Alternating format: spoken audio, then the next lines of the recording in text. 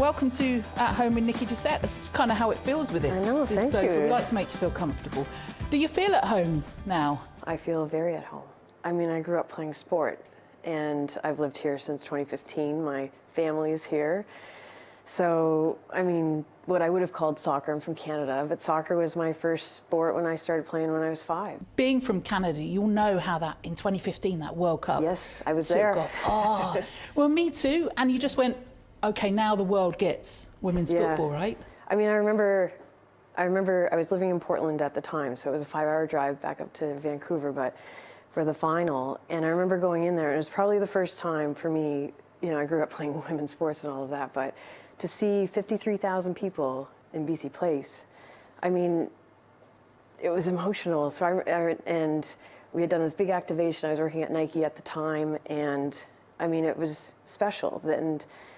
And I can appreciate it coming over here now as well, because I feel like similar things are continuing to happen. And so all these moments are incredible. Well, you'll know what that did for soccer, football Yes. in Canada, and also what the Lionesses does for football here Absolutely. in the UK. Have you seen that ripple effect? You're trying to harness that with the WSL? Absolutely. I think, you know, what the FA has done, I think in both for the England team, for the Lionesses, but also their investment in the professional game up to this point.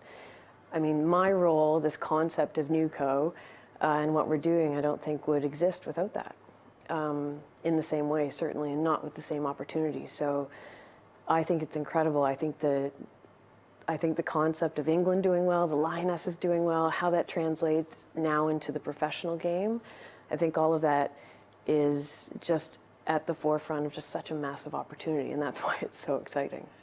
What's the kind of general feeling you get from clubs, from fans about what they want from you? Everyone wants a piece of you, I guess. Well, I think there's just a real sense of excitement, and I think on the club side, I think there's a real sense of wanting to try and wanting to get it right, and starting to realize that actually this is a different product. It's a unique product, and what is right and what they know on the men's side may not necessarily be the exact same in what will make women's football successful. And I think that's a really exciting opportunity, because it's an and proposition.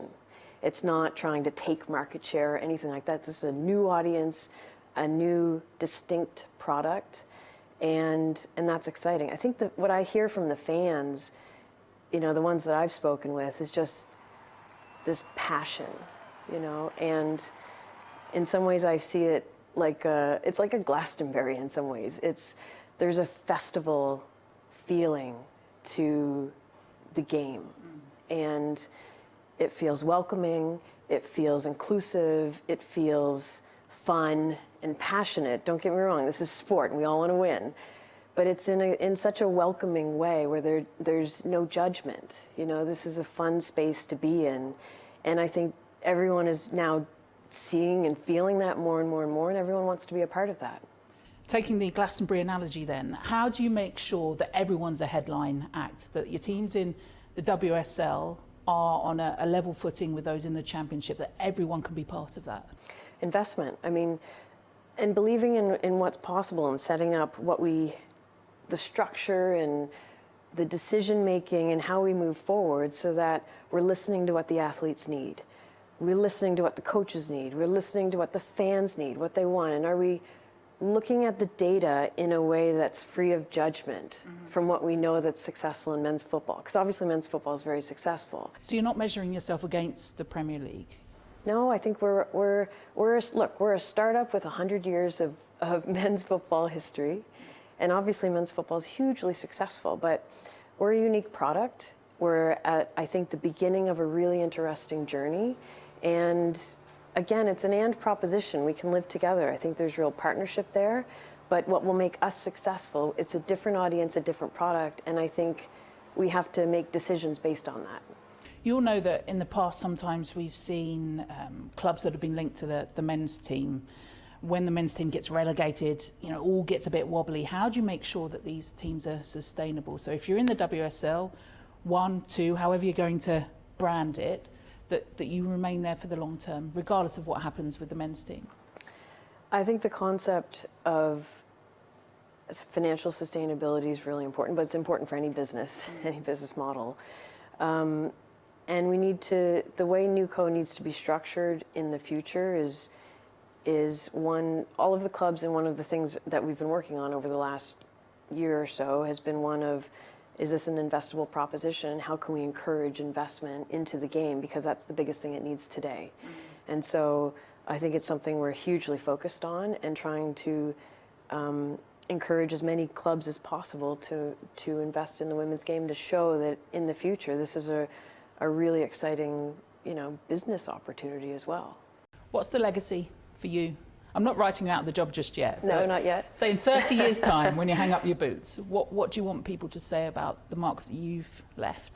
Our vision is women's football transformed. And so in 10 years from now, this conversation, I would want you to be asking me, are you going to fix the waiting list to get into a stadium? We'll have more sold out stadiums. We'll have athletes that are aspirational role models that you'll look at an all-female team and you won't hesitate. You'll think that's a high-performing team. You'll see female athlete health transform the high street health. And so you and I will have access to better physios because it'll be based on, what we're learning today and all of that sports science that's going to come down and transform our lives. You're going to see young girls have more confidence and have better body image because you'll see greater role models of these incredible athletes. And it's just going to be a fun experience to be part of. That's the legacy. Short term then, we're talking the next year. You've said you want to have it established.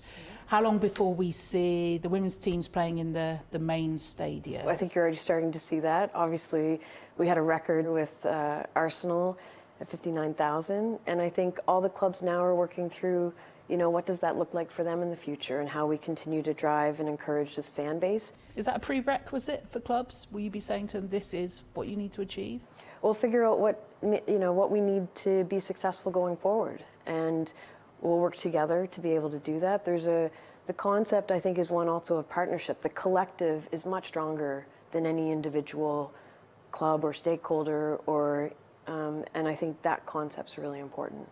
And so I think for any business to be successful, you have to obsess the voice of the consumer. If working at Nike previously, that was drilled into my head. So the voice of the fan, the voice of the athletes, what the clubs need and what the clubs need from the league to be successful is what we plan to obsess, and that's the business model we'll work on going forward. So the aim then for short term to create this NewCo, new name, pending. When's it all going to happen?